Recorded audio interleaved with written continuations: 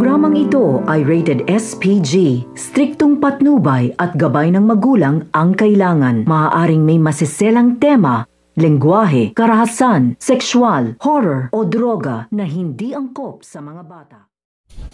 Ang pakikipaglaban ng grupo nitong Manila Supremo dito nga sa mga batang Tondo dahil sa pag-iikot nga nitong Manila Supremo dito nga sa Quiapo upang dumiskarte nga silang muli, ay dito na nga nila makikita ang grupo ng mga batang Tondo na nanggugulo nga dito nga daw sa kanilang teritoryo. Kaya nilapitan nga dito nitong Manila Supremo itong ang pinuno ng mga batang Tondo upang paalisin na nga daw sila dahil teritoryo nga daw nila dito ito nga daw Quiapo at wala nga daw silang karapatan na magtungo o manggulo nga daw dito at hindi nga magpapasindak ang mga batang Tondo at makikipaglaban nga sila o makikipagmatigasan nga sila dito nga sa grupo nitong Manila Supremo. Kaya mauuwi nga ito sa tensyon at matinding bakbakan sa pagitan nga ng grupo nitong Manila Supremo at mga batang Tondo. So makakaabangan natin dito ang malaking gulo na mangyayari dito nga sa Quiapo. Yan ang ating mga pakakautokan at pakakaabangan dito nga lang sa FPJ's Batang Quiapo.